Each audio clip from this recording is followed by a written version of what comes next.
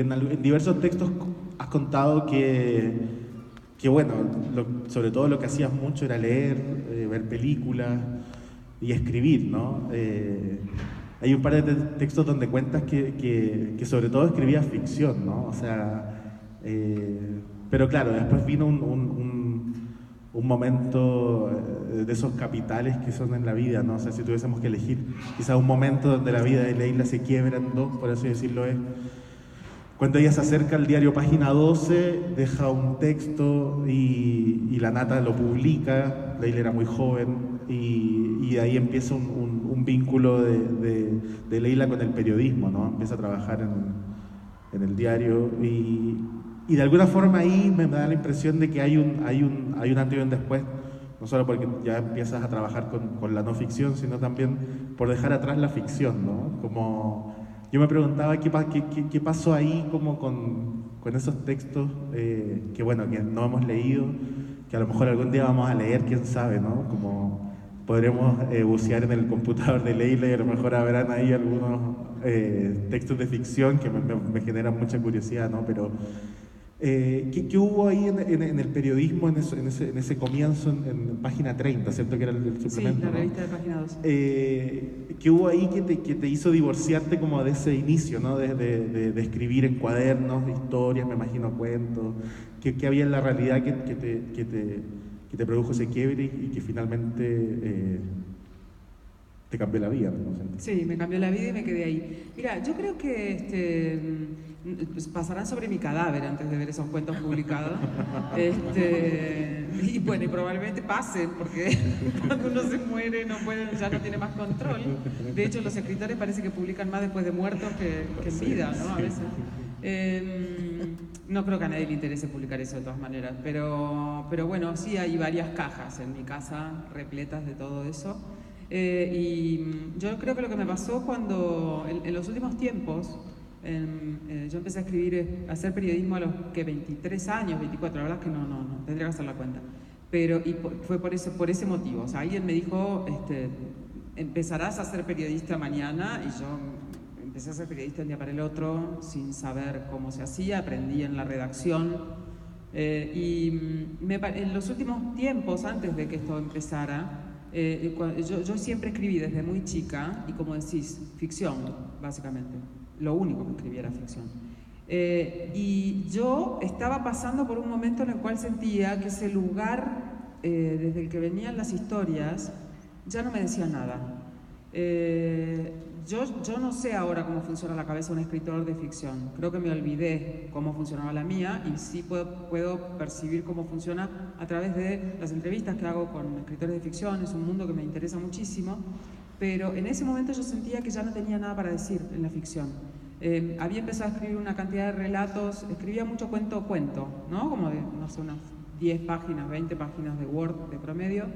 En realidad los escribía a máquina, así que no era Word, era 20 cuartillas nomás, en una letra portátil que viajaba conmigo de Junín a Buenos Aires y de Buenos Aires a Junín cuando iba a visitar a mi familia. Y sentía eso, que los cuentos eran como que el personaje protagónico siempre era o un hombre o una mujer, pero que ese hombre o esa mujer eran como una versión medio deformada de lo mismo que había escrito hacía 2 meses y que la trama no... O sea, me sentaba y decía, ¿qué quiero contar? No tengo nada que contar. O sea, siempre era una misma historia larga, triste, de algún conflicto entre pareja, una cosa medio truculenta de un sujeto que se quedaba al mejor estilo, sin querer compararme, por supuesto, la montaña mágica, como entrampado en una situación sin poder salir y sin saber por qué no podía salir. Creo que estaba muy aburrida de mí misma y me parece que eso tenía que ver con que la ficción no era mi vocación. Digo, estoy convencida de eso. Me parece que yo escribía ficción porque me gustaba escribir, porque sentía la pulsión de la escritura, pero no había encontrado la materia prima adecuada. Estúpidamente esto me siguió pasando, o sea, digo, cuando uno empieza a escribir de niño es comprensible que lo primero que escribas sean cuentos y cosas que salen de tu imaginación, después empieces a imitar autores que te gustan, etc. Pero yo continué en esto sin ver la posibilidad de la no ficción en ningún momento, hasta que un editor me dijo, hey, despertate. Y cuando me encontré con las historias reales, lo que encontré fue eso, un contenido que tenía un montón de cosas para decir, porque la realidad me colmaba de historias. Y de hecho vos mencionaste el libro Los suicidas del fin del mundo, que es la historia de 12 personas que se suicidan en un pueblo muy chico de la Patagonia, 12 personas muy jóvenes en un periodo de tiempo corto, 1 año y medio. Y yo estuve 3 años viajando al pueblo, etcétera, etcétera. Y un día se me ocurrió contarle esta historia a un escritor de ficción, lo que yo estaba haciendo esto. Y el escritor me dijo, ay, pero eso es sensacional. El pueblo en vez de llamarse Las Heras se podría llamar Roque Pérez y te podías inventar un personaje que fuera... Y yo lo miraba como no entendiendo. O sea, este era un pueblo en el que había 6.000 habitantes, había más burdeles que iglesias, no había ninguna otra diversión que no fuera en la noche ir a un burdel, pero digo, la mamá y el papá y los niños iban al burdel a tomar algo porque no había un bar. Corría mucho viento. Corría mucho viento, había un peluquero divino que tenía una peluquería y él decía que atendía a las señoras más paquetas del pueblo y era una peluquería a la que nadie entraría en su sano juicio, digamos, pero él la vivía como si estuviera cortándole el pelo a Paris Hilton. Había un profesor de inglés divino que iba al colegio a enseñarles a sus alumnos con un vestido con un capote blanco hasta el piso y con los ojos pintados de azul, de sombra azul. Era un pueblo en la Patagonia en los años 90. Era el lugar era como Macondo, pero en el medio de la Patagonia. Entonces cuando el escritor de ficción me dijo esto, yo dije, o sea, a mi imaginación no le puedo agregar a eso absolutamente nada. Y creo que en el fondo es eso, la convicción esa que yo tuve en ese momento, que no tengo imaginación, digamos, no tengo la clase de imaginación que tiene un escritor de ficción, me parece que es básicamente eso. La realidad me dio contenido y yo siento que hay un montón de cosas para contar ahí. Yo creo que Leila sí tiene mucha imaginación, cuando uno la lee, como que hay una imaginación de cómo se estructuran las historias, de qué hacer con las palabras, ¿no? ¿Cómo fue crecer en Junín? En el fondo un lugar que no es la capital, donde yo a lo mejor pienso que quizás la oferta cultural no era tan grande como lo es en una capital, particularmente una capital como Buenos Aires, ¿no?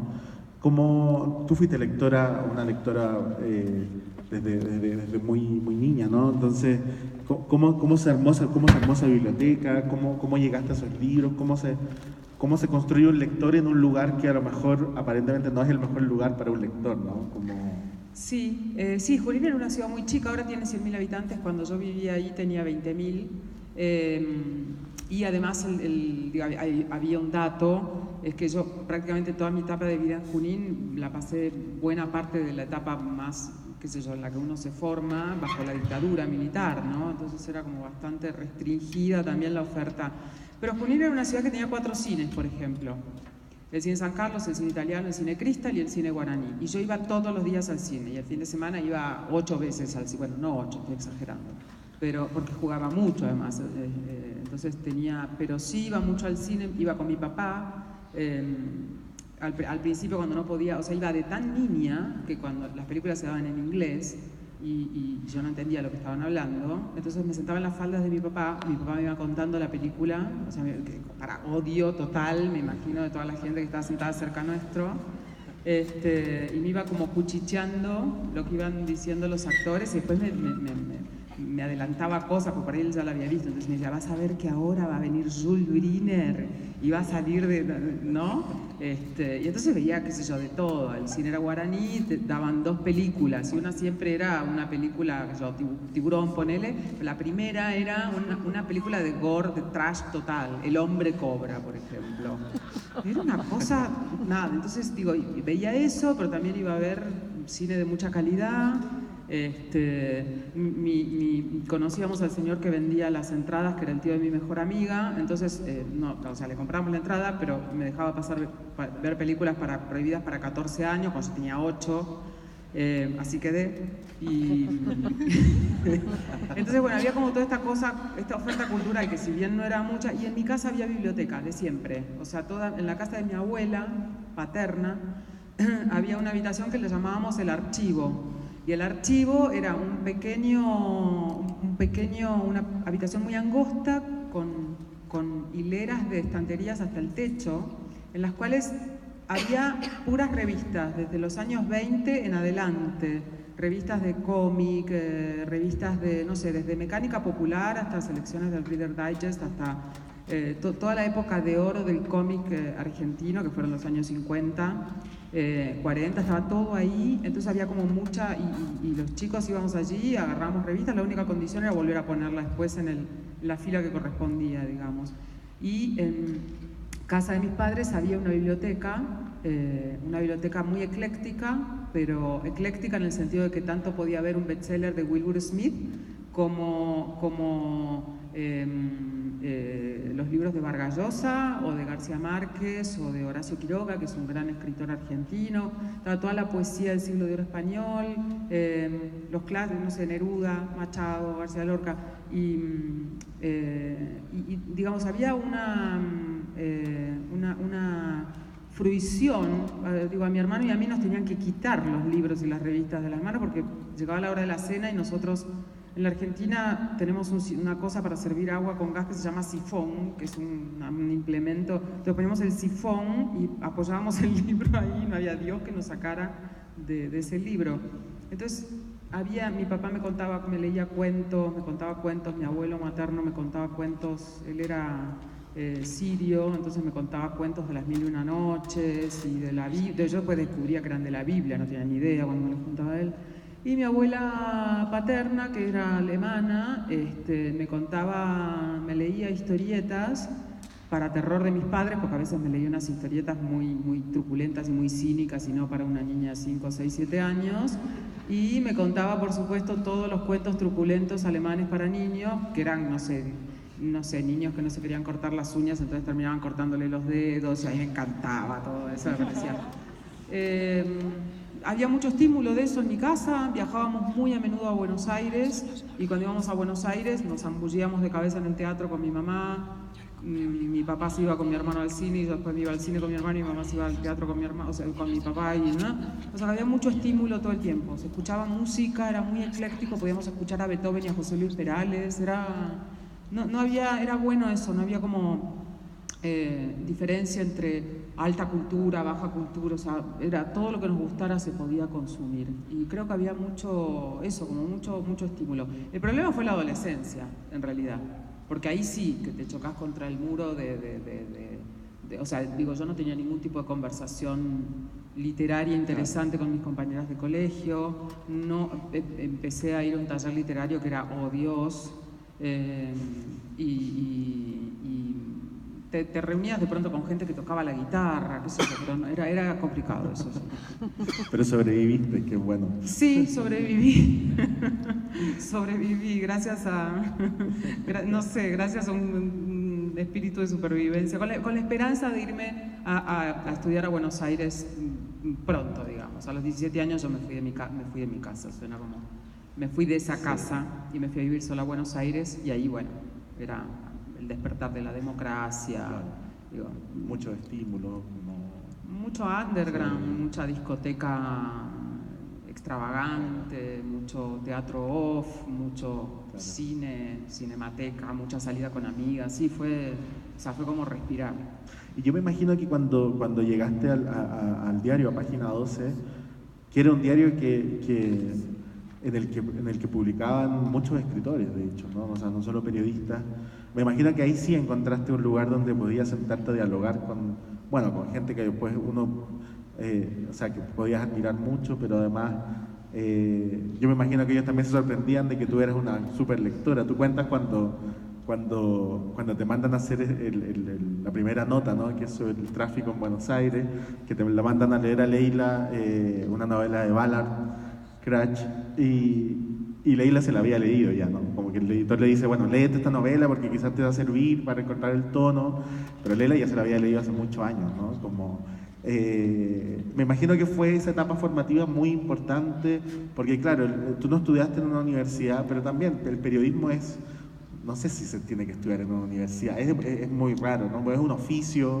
Yo estudié periodismo y lo que aprendí en la facultad, obviamente que es muy poquito con respecto a la experiencia de salir a la calle y vivir la realidad en sí misma, ¿no? Pero me imagino que esa sí fue una escuela y súper importante porque tuviste el privilegio también de compartir con firmas increíbles en el momento de Página 12, donde, claro, era un referente cultural, ¿no? Sí, estaban todos los autores que, o sea, publicaban ahí todos los autores a los que yo leía, digamos, a Alan Pauls, Juan Forn, Rodrigo Fresán, Martín Caparrós, era el lugar en el que todo el mundo quería escribir, y de pronto yo estaba ahí sin ningún tipo de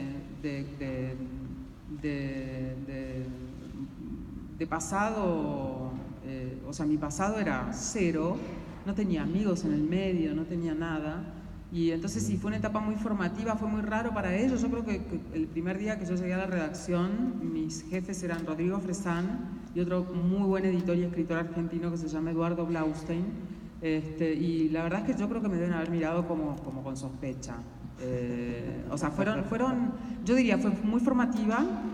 Rodrigo Fresán fue una persona súper importante para mí, porque yo era muy lectora, pero Rodrigo me abrió o sea, yo directamente le pregunté a Rodrigo Fresán qué podía leer. Y él, me acuerdo que lo primero que me preguntó fue, ¿leíste a John Irving? Y yo le dije, no sabía ni quién era. Y me prestó, Rodrigo Fresán es una persona que cuida mucho sus libros. Entonces me prestó con una generosidad insólita, porque él es muy generoso, pero no con prestar los libros. Me prestó un libro de John Irving que se llama Oración por Owen, que es una de sus mejores obras, y me lo dio todo como envuelto en celofán, y me hizo recomendaciones de que no le quebrara el lomo y qué sé yo. Yo dejaba el libro en mi casa con pánico de que me lo robaran, olvidármelo. Entonces iba y lo leía así como que lo iba viendo de a poquito para que no se quebrara el lomo. Y él me abrió, empecé a leer a Irving, y después, bueno, llegó atrás de eso una gran cantidad de literatura, como gente que yo no tenía idea de su existencia, como Richard Ford, o mismo John Cheever, de quien, bueno, yo sí había escuchado hablar un poco más, pero no lo había leído. Toda la literatura contemporánea, norteamericana, inglesa, digamos, no era un mundo para mí, y Rodrigo es un gran lector de todo eso. Pero sí creo que cuando yo llegué me miraron con un poco de sospecha. Fueron muy formativos para mí, y también formativos en el sentido de que nadie te va a regalar un espacio llegando de ninguna parte, siendo nadie. Digamos, ellos entreabrieron un poco una puerta, y yo, como esos viejos vendedores a domicilio, puse el pie y no dejé que esa puerta se cerrara. Y traté de dar como lo mejor de mí. Cuando hice esta primera nota que vos mencionabas, la del tránsito, la entregué, y el editor Eduardo Blaustein la leyó. Yo estaba en el escritorio sentada al lado. Además, esa redacción de Página 30 era como Vietnam, porque teníamos un teléfono, éramos 7, y con un cable gigante que recorría toda la redacción, que estaba en un entrepiso siniestro, todo el mundo fumando, y el teléfono era como arisco, y había que pedir la línea marcando el 9 o el 0, no me acuerdo, y era como que una vez por día podías llegar a conseguir línea. Y leyó esta nota y me dijo, tenían razón, escribís bien. Y ahora andá y cortale 10.000 caracteres, porque había escrito una novela prácticamente. Pero sí, fue una etapa muy formativa, en todo, digamos, en el cine también, o sea, fueron muy... y claro, yo no estaba metido ahí en ese mundo con estos monstruos que escribían y publicaban y tenían tanto espesor ya de vida vivida y escritura escrita y libros leídos y qué sé yo, que bueno, uno quería estar como a la altura y demostrar que bueno, que ese lugar era un lugar al que uno de alguna forma, qué sé yo, había accedido, pero no era una cosa tan arbitraria estar ahí, ¿no?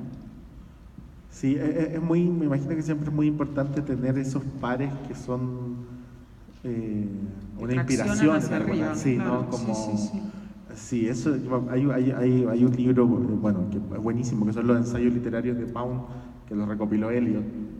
Y Eliot, una de las cosas que más le recalcaba como de la importancia de Pound como ensayista, era justamente que Pound quería que su campo cultural tuviera un nivel muy alto, como que él necesitaba, porque él decía en el fondo que si el nivel del campo cultural era alto, probablemente las obras podrían tener un nivel mucho mayor, ¿no? Como...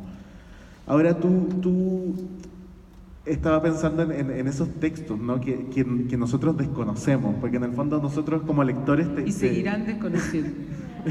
Nosotros como lectores te conocimos en realidad a partir de Frutos Extraños, que reunía textos del 2001 al 2008, Y antes deben haber muchos textos que no hemos leído, pero sí me acuerdo de uno que a lo mejor se publicó en medio de eso, que le hiciste una vez una entrevista a Lori Moore.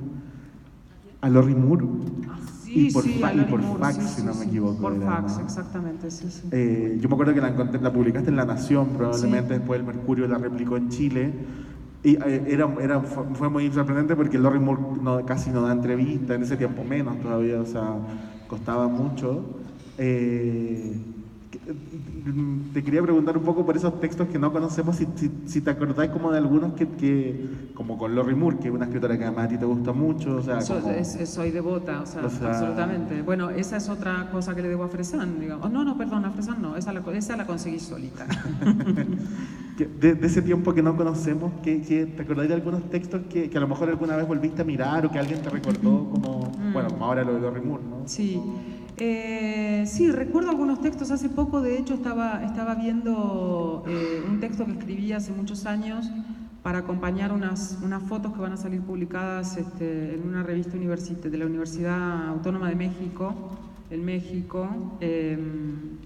Que mi marido es fotógrafo y desde hace muchos años trabaja en la colectividad judía observante, lo que suele llamarse judíos ortodoxos, digamos, ¿no? En Buenos Aires. Y yo hice en su momento, hace unos 15 años, una nota sobre esa colectividad de judíos observantes, ortodoxos, ¿no? Como esta gente que se rige por los 613 preceptos de la Torá y que son como muy estrictos con esto. Y me metí en ese mundo como 3 meses. Tuve, por supuesto, por una cuestión de respeto y también para poder acceder a ese mundo, durante ese tiempo vestirme de determinada manera, no llegar al extremo de usar una peluca como usan las mujeres judías casadas, porque yo no soy judía y no tenía por qué hacerlo, pero sí, bueno, cubrirme los codos, digamos, tener un aspecto. Yo no soy una persona que ande vestida con una canasta con flores en la cabeza, pero digo, cuidar, y fue muy interesante esto. Y leí el otro día la nota para hacer este texto para acompañar las fotos de Diego y me quedé muy asombrada o sea, la nota yo la escribiría distinto, es demasiado lírica, demasiado ensoñada, me quedé asombrada con la cantidad de datos que hay en la nota, la capacidad de averiguación, de no quedarse con la primera pregunta, la cantidad de voces, la mirada y esto, si bien no me sorprende, pero porque bueno, yo trato de ser eso, pero como el intento de comprender algo que es una realidad completamente ajena a la mía, que además no soy una persona religiosa de ninguna clase, y a pesar de eso no sé, diría yo, como un respeto por esa espiritualidad que suele ser mirada como sobre todo estas espiritualidades o religiosidades que obligan a llevar determinadas formas de vida cotidiana un poco más, restrictivas a las que uno está habituado, que suelen ser miradas como con cierto prejuicio y cierta cosa de que esta gente, que está haciendo. Y vi esa mirada así como de respeto con eso, ¿no? Y me gustó mucho, me gustó leer eso, me gustó ver eso como la coralidad de las voces y todo esto. No miro mucho, la verdad, en ese archivo, porque me da un poco de pánico. Y la entrevista con Lori Moore, sí, la recuerdo, fue por fax. La última pregunta era: ¿qué estás escribiendo en este momento? Y ella me decía algo así como: a novel, and story, and these facts. y esa fue como el final de la entrevista. Recuerdo, por ejemplo, que le hice 2 entrevistas a Bryce Echenique, que era como lo vi pasar por la redacción como si fuera un señor más, y para mí era como ver pasar a, qué sé yo, Superman. O sea, yo había leído como todos sus libros y bueno, y lo corrí al encargado de prensa de la editorial y le pedí una nota con él y esa nota también me gustó mucho hacerla, sí. Y recuerdo una cosa que fue muy freak, que fue que fui a entrevistar a Paulo Coelho a un pueblo en Francia que se llamaba Tarbes, creo, no sé cómo se pronuncia, o si lo sabía lo he olvidado, y fui con un fotógrafo, compañero de la revista en ese momento, Daniel Merle, macanudo, muy, muy, muy gran fotógrafo, Y fuimos como a Francia, así como por, ¿viste esas cosas que hacían los medios en esa época? Claro. Que era como te mandaban. Y fuimos como un día y medio, más o menos. No, creo que fuimos 4 días así. Y yo la única condición que había puesto era que Paulo Coelho, que en ese momento era, bueno, sigue siendo, claro, era una mega estrella, como Mick Jagger y que yo y Bono juntos, estaba lanzando una novela, me propusieron hacerlo y yo dije sí, pero si me dejas seguirlo durante 3 días. Yo pensé que me iban a decir que no, y me dejaron, o sea, me dejó el tipo, y era una risa porque él estaba haciendo su casa ahí en ese pueblito, entonces yo estaba hospedada en un hotel, el fotógrafo también, y desde mi ventana se veía la habitación de Paulo Coelho, y yo veía a Paulo Coelho escribir y dar vueltas por el cuarto y qué sé yo, y bueno, le hice la entrevista, una entrevista larguísima, como de 5 horas, además como yo hablo portugués, él estaba como muy cómodo hablando portugués, y fue una sorpresa como muy agradable, como mucha conexión. Me dice, vos vas a estar 3 días acá, vámonos de viaje hasta no sé dónde. Bueno, y nos fuimos todos de viaje a la campiña con Paulo Coelho, su mujer, en un auto escapotable increíble. Y todas las cosas que uno dice son mentira, no puede ser en verdad, esa serie como de sincronías y casualidades. Bueno, le pasaron un montón de cosas rarísimas. No sé si estaba todo preparado, pero no sé, de pronto estábamos cenando en un lugar y salió un gaitero de atrás de un árbol, y nos llevó a practicar tiro con flecha en el medio del campo. Era toda una friqueada total. Y yo me había averiguado cuál era su nombre secreto porque él en una época había tenido como mucho contacto con la oscuridad. Sí, o sea, había sido como, no sé, esta religiosidad un poco oscura, no sé qué. Y yo averigüé, hice un trabajo de reporteo previo, hablé con gente de Brasil y supe su nombre. Yo le dije que sabía su nombre y me dijo, no me lo digas, pero tengo que saber si lo sabes o no. Y me hizo una pregunta y yo se la contesté y se dio cuenta que yo lo sabía. Y eso fue como, o sea, respeto total, ¿no? Con ese dato. Y creo que la nota resultó bien después también. Sí, no sé, bueno, todo eso quedará ahí, sepultado en el archivo. Bueno, básicamente la conclusión que podemos sacar a esta altura de la conversación es que hay que ir a la casa de Leila a buscar esos archivos, ¿no? A robarse mi computadora. A robarse la computadora y los archivos, ¿no? Para que nunca más nadie, o sea, para perder el poco respeto que pueda tener, o sea, perderlo por completo. Es como la caída en picada. Hay algo que creo que a una buena parte de los periodistas nos pasa cuando entrevistamos, sobre todo a ciertas figuras muy míticas quizás, o difíciles, o que te dicen que son difíciles, o que a lo mejor tienen un nivel intelectual evidentemente más alto que uno, ¿no? Pero hay una cosa que yo creo que te debe pasar mucho también, ¿no? Que es como que de pronto cuando uno empieza a hacer las preguntas adecuadas, incluso un poquito más inteligentes que la media, los artistas, tú voy a pensar puntualmente en los artistas, ¿no? Me imagino que se te abren de una manera muy, porque les interesa el diálogo que tú entablas con ellos, ¿no? Quería preguntarte de alguna forma, vinculado a eso, como la preparación para entrar a hablar con estos artistas. En plano americano hay muchos perfiles, fotógrafos, cineastas, escritores, con los que tienen evidentemente ellos un lenguaje particular, tienen sus propias obsesiones, pero me imagino que el proceso de investigación o de preparación para llegar a hablar con ellos, me imagino que es muy intenso por tu parte también, como de querer entender ese mundo antes de conversar con ellos mismos, ¿no? Como me imagino que cada vez que entras en esos mundos es leer muchos libros, mirar mucho las obras, no sé, cuéntame un poco de ese proceso, como, y si es algo que lo aprendiste de esta formación, o fue algo que fuiste entendiendo con el paso de los años, ¿no? Sí, no, lo fui entendiendo con el paso de los años y fue, digo, a veces yo cuando empecé a trabajar en Página 30 o después en La Nación, y además de todo un gran trabajo freelance que ya hacía por entonces, yo miro hacia atrás y, por ejemplo, recuerdo que en La Nación, por ejemplo, yo podía publicar un perfil de una actriz o de un cantante o quien fuera con una sola entrevista larga y con esa sola voz. O sea, yo eso no lo he vuelto a hacer, digamos, tener una sola voz en un texto. Entonces es algo que se fue desarrollando. No es que no lo hubiera aprendido, no hubiera sabido que se hacía de esa manera, pero de alguna forma sentía que con eso bastaba, digamos, ¿no? Como, y ya era bastante, porque yo además de hacer esa entrevista larga, también después iba como a la sesión de fotos, pero no hacía todo este trabajo que hago ahora, que es como hablar con la tía, el hermano, la abuela, bla, bla, bla, ver al protagonista 4, 5, 6, 10 veces, etc.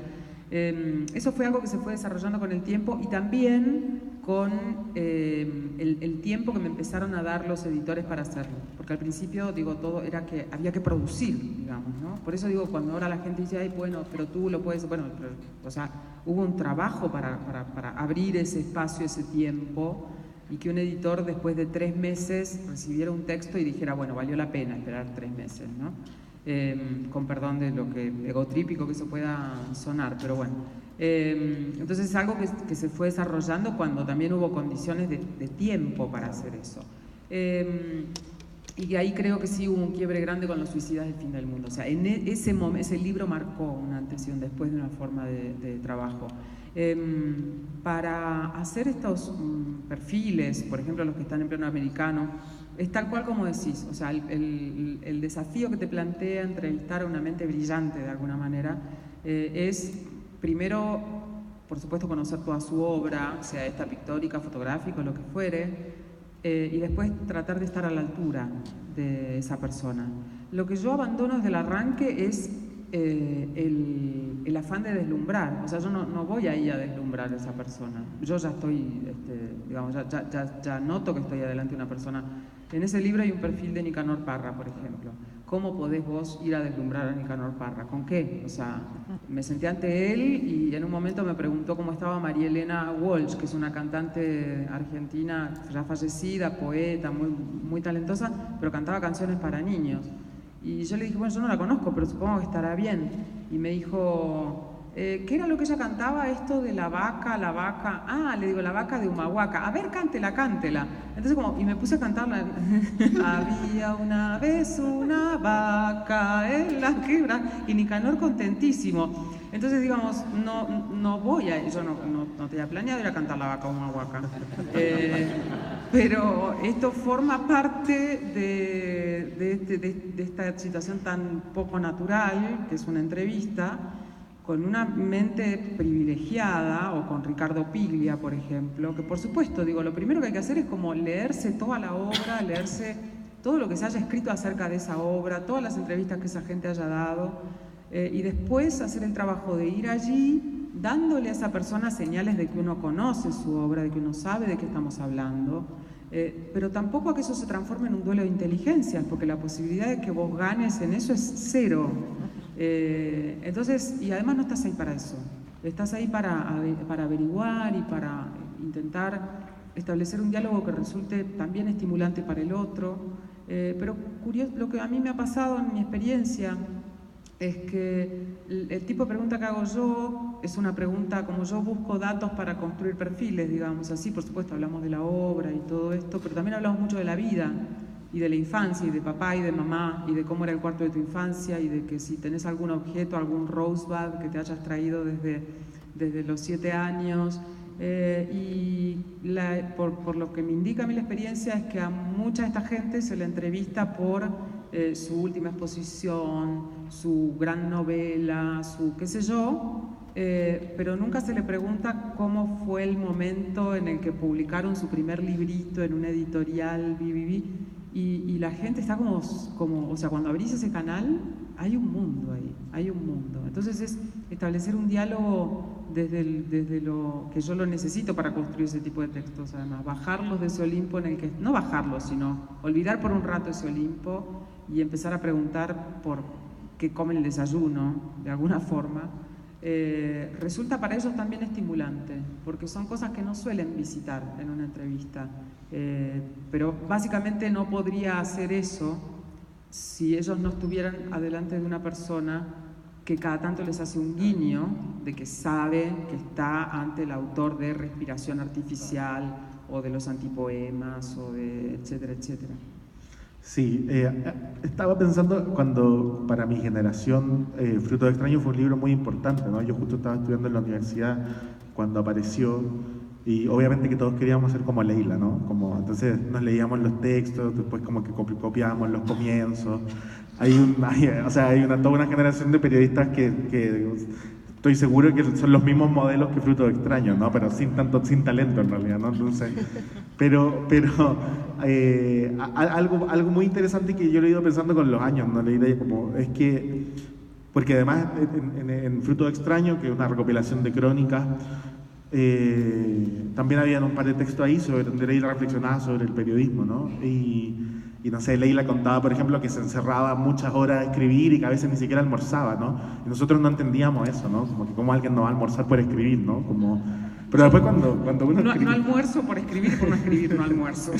Pero después cuando uno empieza a escribir, efectivamente, uno no almuerza, ¿no? Como que uno está como inmiscuido en el proyecto, en lo que está escribiendo, ¿no? Pero sí me pasó con el tiempo de entender tu método, por ponerle una etiqueta, ¿no? Como que se parece mucho, a propósito de que justo ayer estuvo por aquí Doris Salcedo hablando, la artista colombiana, ¿no? Es muy parecido a lo que hacen los artistas con sus proyectos. Doris Salcedo contaba, en el fondo, ¿no?, que para hacer su obra pasa muchos años investigando. En el caso puntual de ella, entrevista a víctimas de distintos procesos políticos. Son muchos años hasta que en un momento, después de recopilar mucha información y de alguna forma también de aprender esa experiencia, que no es la de ella, sino que es la de otro, recién ahí como que empieza a imaginar cómo trasladar eso a una obra, ¿no? En este caso una obra visual. Tu método es muy parecido en algún sentido, Leila, que es un proceso largo de investigación. Cuando son perfiles, hay casos donde son conversaciones largas, no solo una vez, sino un par de encuentros. Funciona un poco así, como yo lo pensaba, casi como si fuera una obra cada una, como si fuera un artista visual, ¿no? Pero lo que me llama más la atención ahí como de ese proceso es cómo es el momento de sentarse a escribir, ¿no? Que es muy concreto y claro, tú tienes mucha información, muchas cosas, pero también hay un punto donde uno dice, bueno, tengo que convertir esto en una obra, que en este caso es un texto de determinados caracteres, ¿no? ¿Es muy difícil ese proceso para ti, porque lo vives como de la escritura, o es algo que lo disfrutas? No sé cómo se vive. Me imagino además también, en el caso de Doris y también de otros artistas, son procesos muy intensos porque a veces duran muchos meses o muchos años y a veces son historias muy intensas, como por ejemplo con la que te ganaste el premio de la Fundación Nuevo Periodismo, o de Los Huesos, que tenía que ver con este grupo de antropólogos argentinos, ¿no? Cómo se viven todos esos dos procesos, ¿no? Por un lado esa investigación intensa y por otro lado el sentarse a escribir y construir toda esa información a mí me parece una pequeña obra de arte, ¿no? Bueno, sí, la verdad es que el proceso que cuando uno hace una investigación tan larga, o incluso para los perfiles, sí son... yo ahora estoy haciendo dos perfiles en paralelo, digamos, trabajando para dos artículos, y de un músico y de una actriz, con lo cual, viste, los horarios de músicos y actrices siempre son complicados, porque, no, bueno, el músico como muy prolijo y todo, hice como 3 entrevistas de 3 horas y media cada una, pero después acompañé toda una semana de ensayos, que son 6 horas de ensayo, sentada en una sala de ensayo sin moverse, digo, fue yo no puedo aplicar en ese sentido la idea de grato o no grato. Yo estoy como en otro estado, o sea, yo estoy tomando notas. Fui a verlo a un recital que dio en un lugar en Buenos Aires multitudinario, y ayer me encontré con alguien que había estado en ese recital y me dijo, ¿estás haciendo un perfil de este músico? Le digo, sí, me llamó la atención yo te veía, estabas en un palco. Me llamó la atención tu actitud en el recital, que no era la actitud de una persona que está en un recital, sino, o sea, tomando notas con la libreta, grabando, mirando. No es una actitud relajada, es una actitud como de radar alerta todo el tiempo, y a su vez es una actitud relajada en términos de que tenés que dejar que todo eso que está pasando te impacte de alguna manera, ¿no? Como que, digo, si un periodista no tiene sensibilidad, no tiene nada. Y bueno, por supuesto, después ahora estoy hablando con su mujer, su tía, la señora que trabaja en su casa, su chofer, amigos músicos, críticos de rock que puedan dar una visión autorizada de la música que hace esta persona. Bueno, digo, o sea, es infinito, de pronto estás 3 meses con una cosa así. Seleccionar todo eso y transformarlo en un artículo es un trabajo de dolor. O sea, digamos, primero que nada, hay que, no todo eso que uno recoge es importante, porque si todo es importante, nada es importante. Tampoco puede ser un libro, de hecho, si tuviera que escribir un libro sobre esta persona tendría que trabajar 5 años, no 3 meses. Y a veces en horarios ingratos, como te digo, también con la actriz, digamos, como ver su agenda, mi agenda, sus ensayos, la obra de teatro, bueno. Después de todo este tiempo que uno pasa con esa gente, llega el momento de la escritura y para eso necesariamente tenés que matar a tus queridos, como decía Hemingway. O sea, hay que hacer una selección de toda esa información y la verdad es que yo hago la selección de esa información creo que de la manera más peor posible, que es primero desgrabo todo, después releo todo lo que he desgrabado, y no solo lo que he desgrabado, libros, veo videos, ¿no? Y empiezo a escribir lo único que tengo cierto cuando empiezo a escribir es el arranque, digamos, los primeros párrafos del texto, que eso me marca un poco la estructura, ¿no? Hacia dónde va a ir, si empiezo en el presente, después en algún momento tendré que ir al pasado, viceversa, etc. Y la selección de todo este material la hago como mientras voy escribiendo, o sea, voy escribiendo y voy averiguando cuál es el material que pide el texto y que necesito y cuál es el que deja fuera. En el texto de los forenses, que se llama El rastro en los huesos, que era la historia de un grupo de antropólogos forenses que buscan los restos de los desaparecidos durante la dictadura militar en la Argentina, y ahora lo hacen también en cualquier lugar del mundo donde haya habido crímenes de Estado.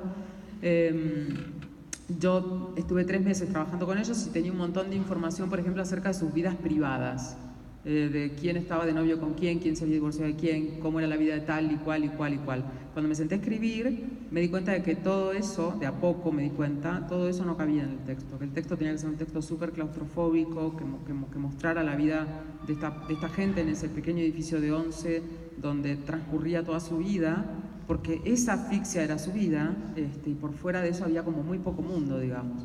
Entonces, la selección es algo que se hace como en el momento de la escritura.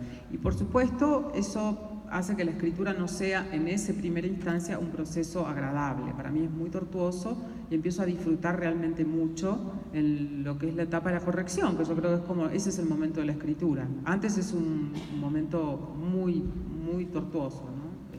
No sé quién era que decía que a mí no me gusta escribir sino haber escrito, y creo que es un poco así, ¿no? A uno le gusta haber escrito, pero escribir es como wow.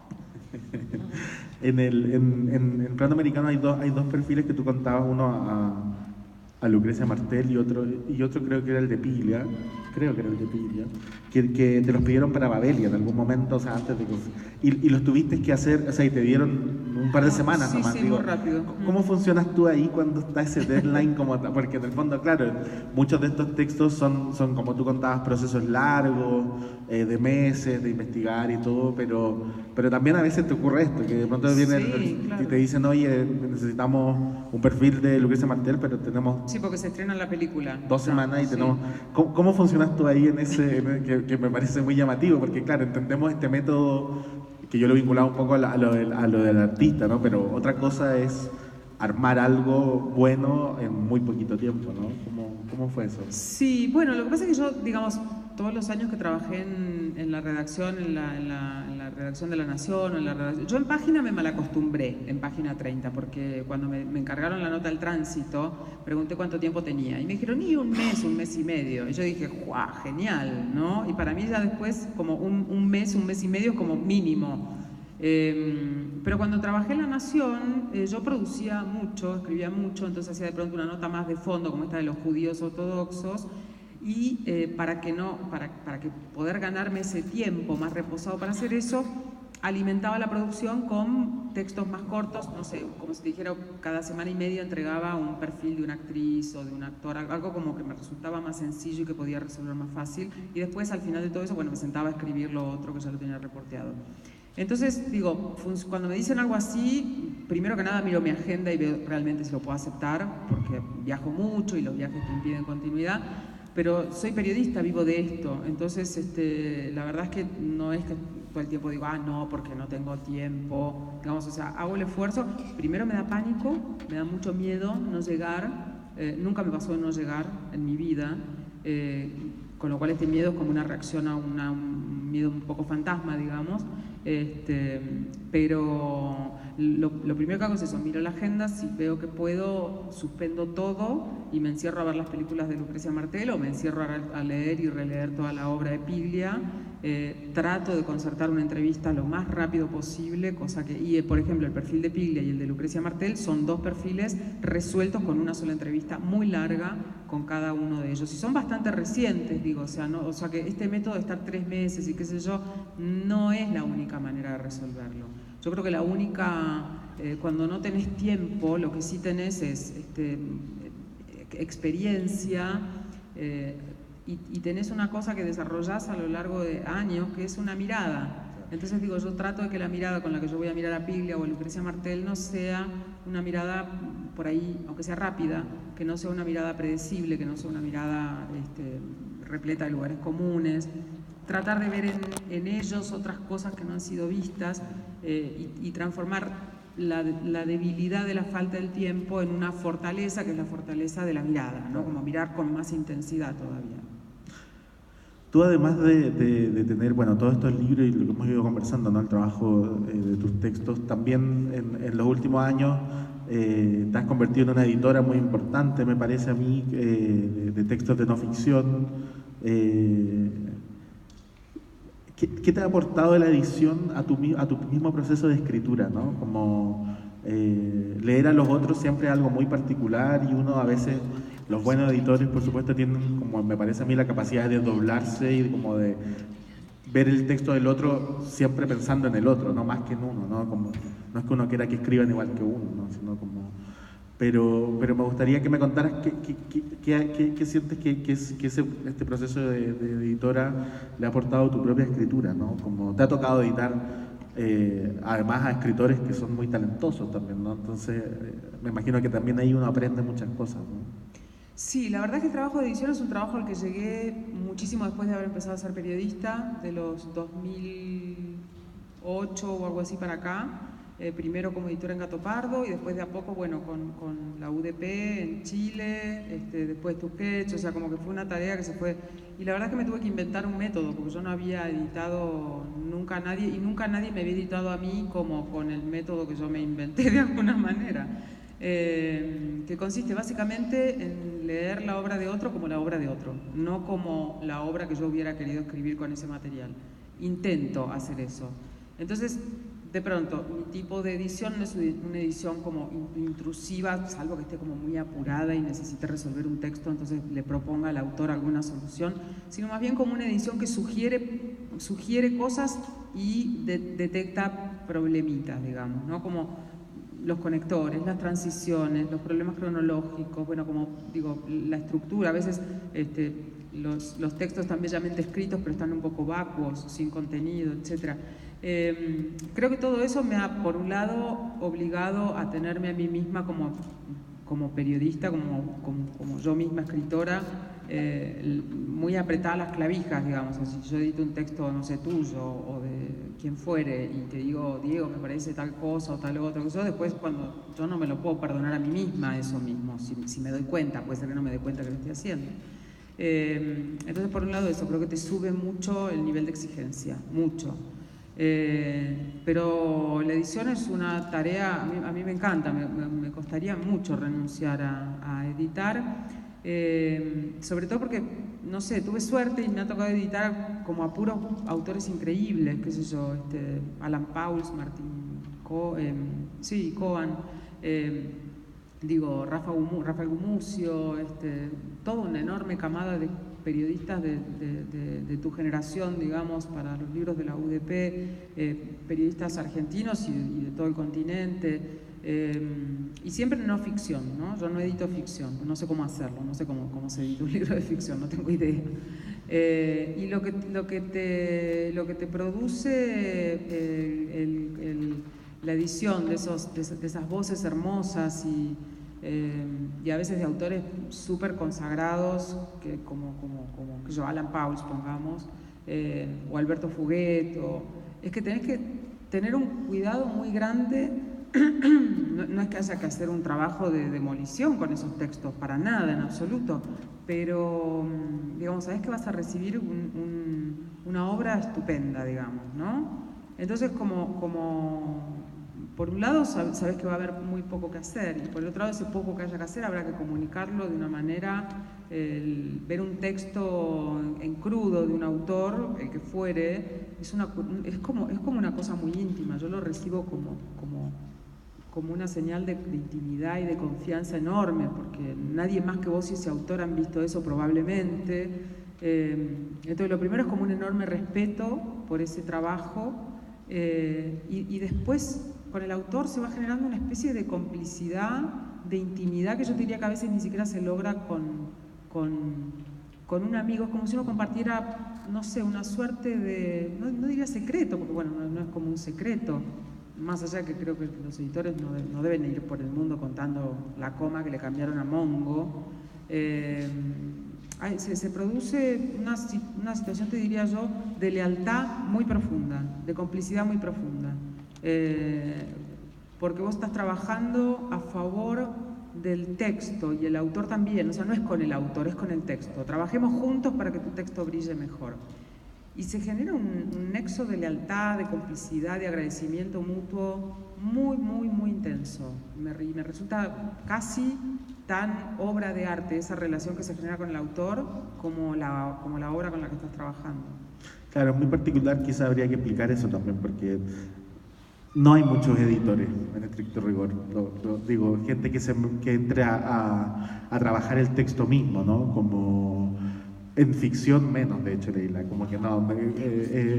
Los editores de gente que publica, o sea, me lee el libro y a lo mejor cambia una coma, 2 comas y ya está, ¿no? Digo, como... Y yo creo que los autores también por eso te agradecen tanto, porque uno necesita que haya un otro, ¿no? Con el que poder dialogar, claro, al respecto. Sí, la tarea de escritura es una tarea tan solitaria, además, exacto, ¿no? Que el momento de la confrontación con el mundo allá afuera, salís muy huérfanos, ¿no? O sea, casi así sin ropa, ¿no? Como que es mucho mejor salir acompañado con el editor que solo, en algún sentido, ¿no? Como,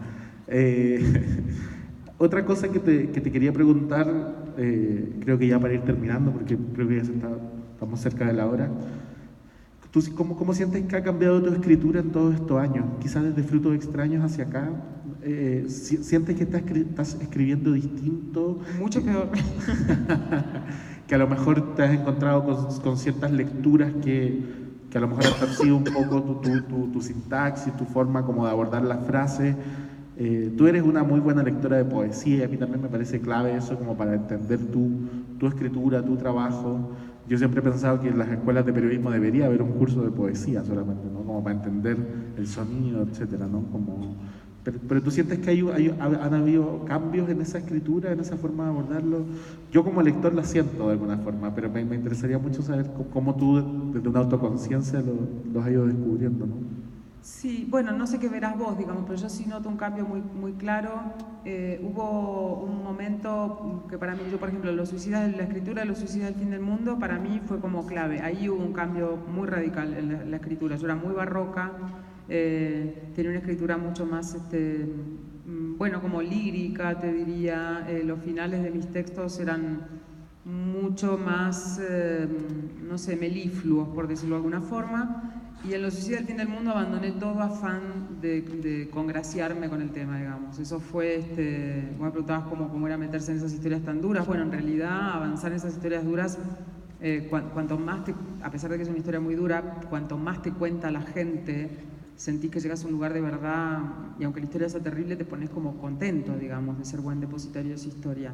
Y creo que en ese libro, por el tipo de historia que era, no podía ser un libro exageradamente truculento, porque la historia ya era tremenda. Entonces hubo que secar el lenguaje y dejarlo en lo mínimo. De hecho, me impuse como tarea consciente, que en el libro no se mencionaba la palabra sangre más de 2 o 3 veces, o sea, pero literal. Hice una búsqueda con el Word, ahí ya trabajaba con computadora, y me fijé cuántas veces salía sangre digo, porque son cosas que a mí me importan, digamos. Yo sé que si pongo en un libro sangre 70 veces no es lo mismo que si pongo 4. Igual que la palabra suicidio, yo no quería que esa palabra casi no apareciera y creo que casi no aparece, salvo en los testimonios de las personas. Y después de eso llegó otra cosa que fue paralela y súper importante para mí, que fue la lectura de Lori Moore. Eso para mí fue un hachazo en la cabeza. El estilo escueto de Lori Moore, una autora que es muy poco conocida en América Latina, autora sobre todo de cuentos, cuando yo soy más lectora de novelas, digamos, un estilo muy fragmentado. Lori Moore escribe como con párrafos cortaditos, digamos, o sea, como que cada párrafo es una isla de sentido. Eso me deslumbró y vi ahí una economía de recursos, un cinismo, el idioma casi como una cosa seca, austera, con una economía de recursos feroz, y yo dije, yo quiero ir para ahí.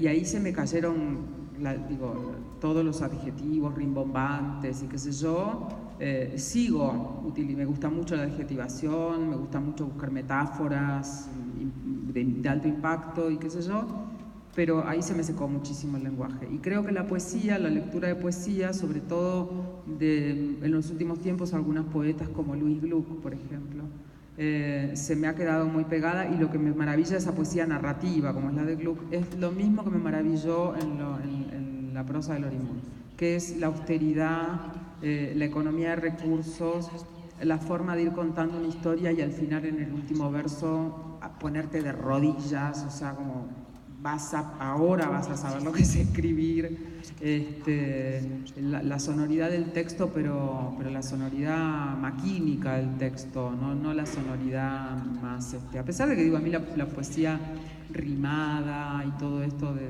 lo clásico, Machado, y me encanta, pero bueno, creo que mi estilo ahora es mucho más, eso me parece, más austero, más seco, y si he dejado algo por el camino, ha sido el sarcasmo. Yo era muy sarcástica en los comienzos de mi carrera, y ahora creo que el sarcasmo es un recurso más bien detestable para un periodista. Lo uso mucho a veces en las columnas del País, por ejemplo, ahí sí, pero eso ya es más que sarcasmo, eso es ser bestia. Pero no en un artículo. Puedo ser cómica, divertida, qué sé yo, pero esta cosa casi como de mofarse un poco del entrevistado, eso ya está fuera hasta de mis posibilidades, te diría. Me sentiría como, no sé, desnuda escribiendo así. Bueno, Leila, muchas gracias por haber compartido esta conversación. Muchas gracias al público. Un aplauso. Muchas gracias.